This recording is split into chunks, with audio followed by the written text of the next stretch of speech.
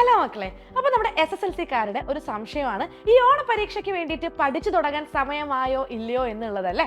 ഈ ഓണപരീക്ഷയ്ക്ക് വേണ്ടിയിട്ട് നമുക്ക് ഇനി കുറച്ച് ദിവസം കൂടിയല്ലേ മുന്നിലുള്ളൂ. സോ നമ്മൾ നന്നായിട്ട് പഠിച്ചു തുടങ്ങേണ്ട സമയമായിട്ടുണ്ട്. അപ്പൊ നിങ്ങൾ 10ാം ക്ലാസ്സുകാർ ഈ ഒരു വർഷം അല്ല, നമ്മുടെ 10ാം ക്ലാസ് എന്ന് പറയുന്ന ഒരു അധ്യയന വർഷത്തിൽ ആദ്യമായിട്ട് എഴുതാൻ പോകുന്ന പരീക്ഷയാണ് ഓണപരീക്ഷ.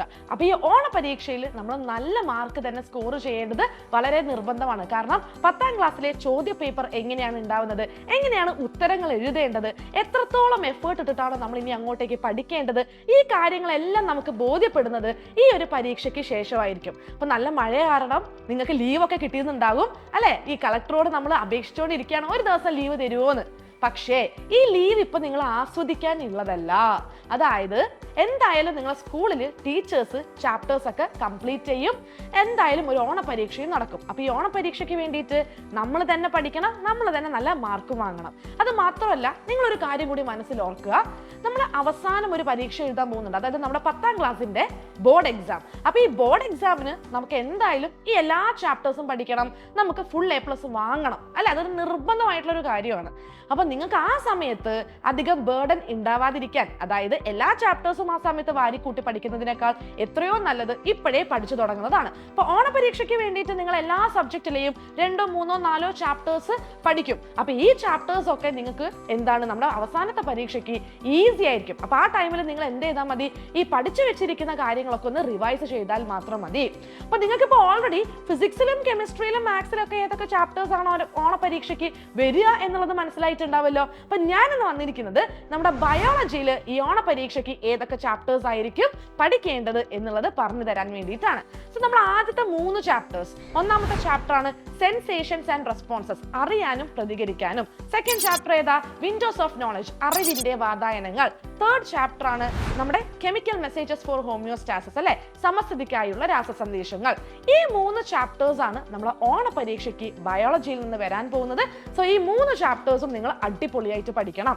ഈ ഓരോ ചാപ്റ്ററിലും ഏതൊക്കെയാണ് ഇമ്പോർട്ടന്റ് ആയിട്ടുള്ള ടോപ്പിക്സ് എന്നുള്ളത് മിസ് നല്ല വിശദമായിട്ട് പറഞ്ഞു തരാം. ഇപ്പൊ നമ്മൾ ഒന്നാമത്തെ ചാപ്റ്റർ, അതായത് സെൻസേഷൻസ് ആൻഡ് റെസ്പോൺസസ്, അറിയാനും പ്രതികരിക്കാനും എന്ന ചാപ്റ്റർ നമ്മൾ എടുത്തു നോക്കുകയാണെങ്കിൽ അതിൽ ഏറ്റവും ഇമ്പോർട്ടന്റ് ആയിട്ട് വരുന്നത് ഒന്ന് ന്യൂറോണിന്റെ സ്ട്രക്ചർ ആണ്. അതായത് നാഡീകോശത്തിന്റെ ഘടന നിങ്ങൾ പകർത്തി വരച്ച്, അതായത് നിങ്ങൾ റീഡ്രോ ചെയ്ത് ഓരോ ഭാഗങ്ങളും ലേബൽ ചെയ്യണം, അടയാളപ്പെടുത്താനുള്ള ഒരു ഷുവർ ഷോർട്ട് ക്വസ്റ്റ്യൻ ചോദിക്കും. പിന്നെ നമുക്ക് സിനാപ്സ് ഇമ്പോർട്ടന്റ് ആണ്. അതേപോലെ തന്നെ നമ്മുടെ ബ്രെയിനിന്റെ സ്ട്രക്ചർ, ഓക്കെ, മസ്തിഷ്കത്തിന്റെ ഘടനയും ഓരോ ഭാഗങ്ങളും അതിന്റെ ധർമ്മങ്ങളും ഫങ്ഷൻസും വളരെ ഇമ്പോർട്ടന്റ് ആണ്. ഇതേപോലെ നിങ്ങൾ സ്പൈനൽ കോഡും പകർത്തി വരയ്ക്കാനായിട്ട് പഠിക്കണം, അതിലെ ഭാഗങ്ങൾ അടയാളപ്പെടുത്താനും പഠിക്കണം. ഇതിന് പുറമെ ചോദിക്കാൻ പോകുന്ന ഒരു കാര്യം എന്ന് പറയുന്നത് നമ്മുടെ റിഫ്ലെക്സ് ആക്ഷൻ ആണ്.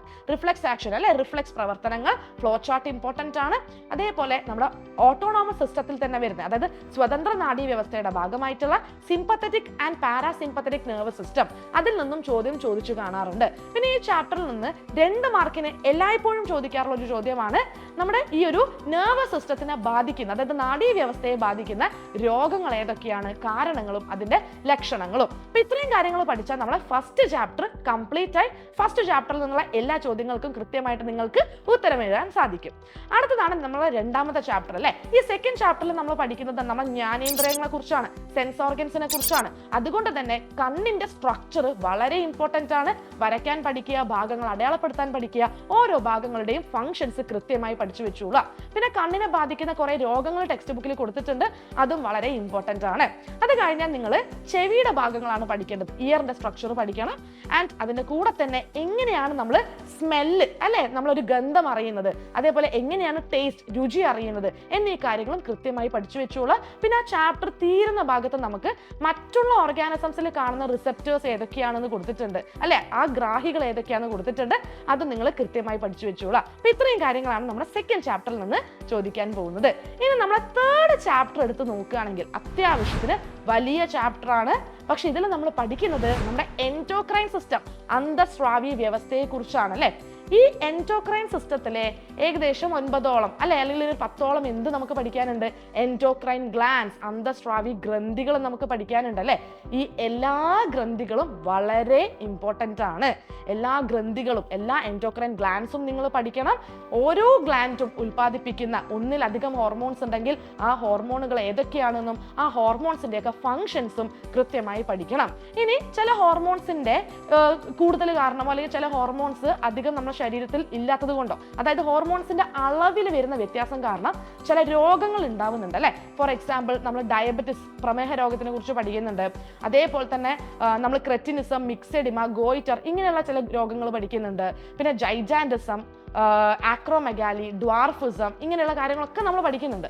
അപ്പം ഈ ഒരു ചാപ്റ്ററിൽ ഇത്തരത്തിലുള്ള അവസ്ഥകൾ ധാരാളം കൊടുത്തിട്ടുണ്ട്. ഇതെല്ലാം ഇമ്പോർട്ടൻ്റ് ആണ്. ഇതിന്റെ പുറമെ നിങ്ങൾ ഫിറമോൺസ് എന്താണെന്നും അതിന്റെ ഉദാഹരണവും എന്തിനു വേണ്ടിയിട്ടാണ് ഫിറമോൺസ് ഉള്ളത് എന്നും പഠിക്കുക. അതിന്റെ ഫങ്ഷൻസും കൃത്യമായി പഠിച്ചു വെച്ചോളൂ. ആൻഡ് അവസാനമായിട്ട് പ്ലാന്റ് ഹോർമോൺസ്, സസ്യ ഹോർമോണുകൾ എന്ന് പറയുന്നൊരു ടോപ്പിക് ഉണ്ട്, അതും കൃത്യമായി പഠിച്ചു വെച്ചോളൂ. അപ്പോൾ ഇത്രയും ഭാഗത്തു നിന്നാണ് നമുക്ക് ചോദ്യങ്ങൾ വരാൻ പോകുന്നത്. സോ ഈ 3 ചാപ്റ്റേഴ്സും വളരെ ഇമ്പോർട്ടൻ്റ് ആണ്. ഇപ്പൊ നമ്മൾ ബോർഡ് എക്സാം എടുത്ത് നോക്കുകയാണെങ്കിൽ പോലും നമ്മുടെ ബോർഡ് എക്സാമിനും ഏറ്റവും കൂടുതൽ വെയിറ്റേജ് വരുന്ന 3 ചാപ്റ്റേഴ്സ് ആണ് നമ്മുടെ ആദ്യത്തെ ഈ 3 ചാപ്റ്റേഴ്സ് എന്ന് പറയുന്നത്. സോ ഇപ്പോഴേ നിങ്ങൾ കൃത്യമായി പഠിക്കുകയാണെങ്കിൽ ബോർഡ് എക്സാമിനും നിങ്ങൾക്ക് ഈ ചാപ്റ്ററുകളിൽ നിന്ന് വരുന്ന ചോദ്യങ്ങൾ അടിപൊളിയായിട്ട് എഴുതാനായിട്ട് സാധിക്കും. ഇപ്പൊ നിങ്ങളുടെ മനസ്സിലൊരു സംശയം നിൽക്കുന്നുണ്ടാവും, അതായത് ഈ ചാപ്റ്റേഴ്സ് ഒക്കെ സിമ്പിൾ ആയിട്ട് എങ്ങനെ പഠിക്കാൻ പറ്റും? അതിന് വേണ്ടിയിട്ടാണ് നമ്മളെ ഏഗൺ ടീം ഉള്ളത്. സോ ഇതുവരെ സബ്സ്ക്രൈബ് ചെയ്യാത്ത ആൾക്കാരുണ്ടെങ്കിൽ നമ്മളെ ഏഗൺ SSLC ചാനൽ സബ്സ്ക്രൈബ് ചെയ്ത് വെച്ചോളൂ. കാരണം ഇനി ഓണപരീക്ഷയ്ക്ക് വേണ്ടിയിട്ട് നമ്മളെ ചാനൽ കണ്ടിന്യൂസ് ആയിട്ട് ലൈവ് കൊടുക്കുന്നതായിരിക്കും. അവിടെ നിങ്ങൾക്ക് ഫിസിക്സും കെമിസ്ട്രിയും മാത്സും ബയോളജിയും ഇംഗ്ലീഷും മലയാളവും ഹിന്ദിയും എല്ലാ സബ്ജക്ട്സും നിങ്ങൾക്ക് അടിപൊളിയായിട്ട് പഠിക്കാൻ പറ്റും. അപ്പം നിങ്ങൾ ഈ കാര്യം അറിഞ്ഞല്ലോ അല്ല, നിങ്ങളെ ഫ്രണ്ട്സും നിങ്ങളെ കൂടെ ഓണപരീക്ഷ എഴുതാൻ പോവാണല്ലോ. അപ്പോൾ നിങ്ങൾ എന്ത് ചെയ്യുക, ഫ്രണ്ട്സിനും ഈ വീഡിയോയുടെ ലിങ്ക് ഷെയർ ചെയ്ത് കൊടുക്കുക, അവരോടും ഏഗൺ ചാനലിനെ കുറിച്ച് പറഞ്ഞു കൊടുക്കുക. എന്നിട്ട് അവരെയും കൂട്ടി നമ്മുടെ ലൈവിൽ വരിക. ഈ ഓണപരീക്ഷയ്ക്ക് എല്ലാ സബ്ജക്റ്റിലും നിങ്ങൾക്ക് ഫുൾ മാർക്ക് അത് ഞങ്ങൾ ഉറപ്പ് നൽകുന്നു. അപ്പോൾ നമുക്ക് ഇനി എന്ത് ചെയ്യാം, നമ്മുടെ ലൈവിൽ കാണാം അല്ലേ? അതുവരെ അടിപൊളിയായിട്ടിരിക്കുക. Till then bye.